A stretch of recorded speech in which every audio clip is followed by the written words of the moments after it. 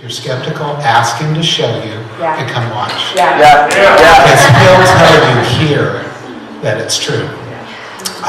By the way, I didn't know it was old guy night. Thanks, Dan, for pointing that out. By the way, his name's Dan, my name's Samuel. Sometimes we forget to give our names out, but we do know them.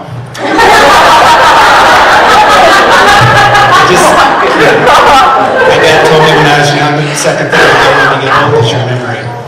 Anyway, so several years ago, I began to hear about healing. I grew up in a church, didn't believe in it. They'd never experienced it, so they didn't believe it. They didn't teach it. And so I didn't believe it, but I started hearing about it from friends. People invited me to their church, guest speakers. I saw people healed. At least they said they were healed. I don't know how that is. Sure you were. I asked for prayer. I didn't get anything, so, those kind of things were happening. But I finally said, okay, God, I need to know.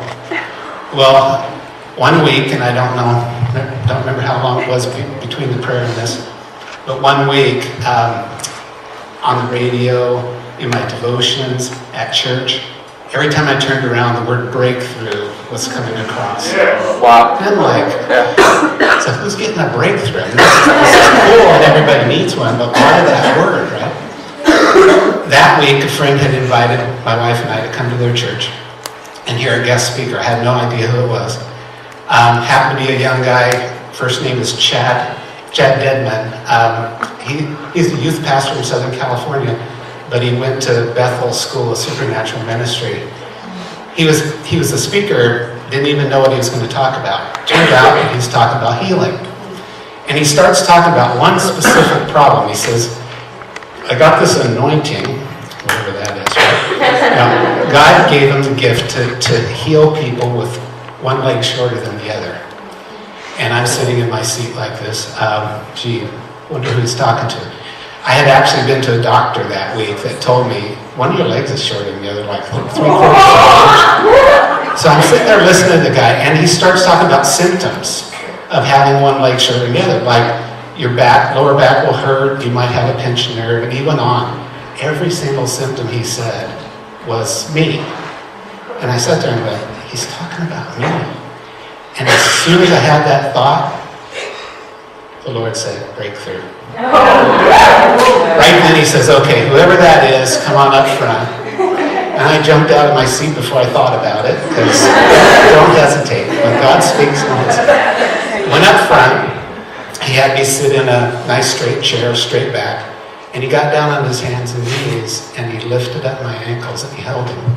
And you could see my right leg was quite a bit shorter. All the youth, he said, all the youth in the church, come on up front. It's about probably 40 kids, all ages. There was a little blonde, probably 6-year-old standing right here next to my leg. She got right up front. She wanted to see me. And he looks at her and he says, would you like to get in on this? He says, okay, put your hand right here. She put her hand on my ankle, and as soon as she touched my ankle, my leg went. All I felt was my right hip do a quarter turn, and my leg went like that. Oh my God. So I'm still skeptical, It's weird, because I'm like, yeah, okay, but do I feel any different? And I'm walking, actually, kind of walking straight. For about 3 years before that day, every time I drove my car, when I put my foot on the clutch, I got a stabbing pain in my lower back. That night, I got in the car and drove home, didn't have it, and I haven't had it since.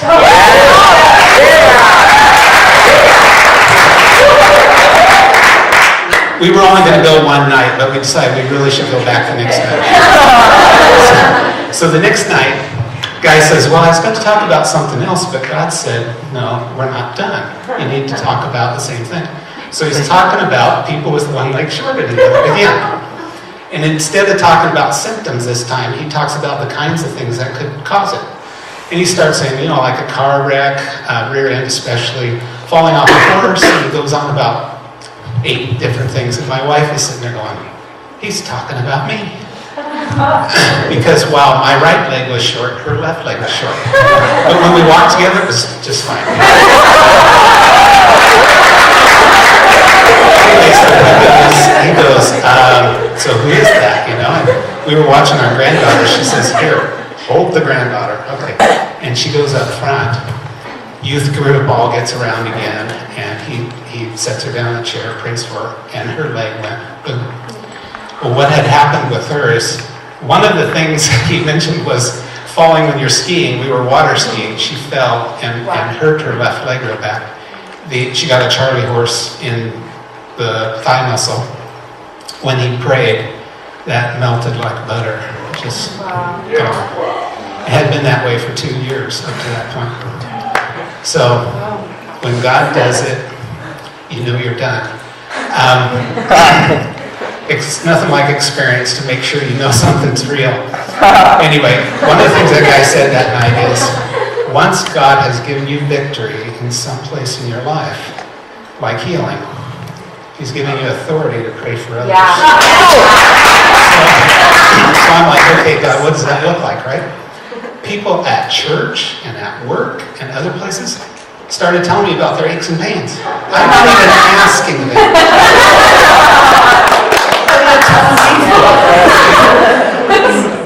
I won't go there, but lots of stories. But we were going to a church at the time that didn't believe in healing. But there was a man there who asked for prayer 2 weeks later, Sunday morning. He asked for prayer. He's going to have surgery on his back. His hip's killing him because he was in a big logging truck accident where he broke a lot of bones. And my wife looked at me and said, he's ours. So we waited till after church, and we got him in the back of the church by himself where nobody else saw him. And said, can we pray for you? And he said, sure. And we sat him down in a straight chair, and we checked his weight, and he was an inch off. I mean, this is a big, tall guy, about 6'4". Prayed for him, and his leg took 30 seconds while his leg oscillated. It didn't go boom, oscillated. We got done, I looked up and said, did you see that? He said, see it, I felt it. God's amazing. For those of you who have received healing, ask God to bring people across your lives so you can pray. Yes. Tonight. And so this is my first year at Western. I hopped around a couple other schools before this. This is my first year here. And when I was in high school, I loved Jesus, young life, like all the way. But it was a very steady walk. And when I came here, I experienced a new realm of Jesus and that whole Christian thing. I met a bunch of people. I went to some churches, and I experienced the spiritual realm of my walk, and I never experienced that before. And it kind of scared me. What I mean by the spiritual realm is like speaking in tongues and getting words and people just speaking like prophecy over you. And I had never experienced that before, like myself or by anybody else around me. So I was very taken back and intrigued too, because I was like, I want that. Like that's cool. Like maybe that's what I need. Like that's what I want. So a couple months go by, and I'm around these people, and I'm going to churches, and I'm like really excited. Like, okay, God, like I want this. And I'm praying about it and asking for it, and when worship would come, I'd be like, okay, tongue, like come on, like let's go. And nothing would happen. And so a couple weeks of that went by, and I became really, really frustrated and didn't understand why I wasn't like everyone else, and why I wasn't experiencing that type of God, because I wanted that and I didn't have it, and I wanted to be like everybody I was around and experiencing it with them. So a lot of frustration built up because I was afraid to talk to people about it, because I don't do this, something's wrong with me, I need to fix something, but if I tell them, they're going to think I'm weird because I don't do this. So I kept it in a lot for a long time, and it wasn't until Jesus culture when we all went to Bethel and a couple weeks ago. And it wasn't until that weekend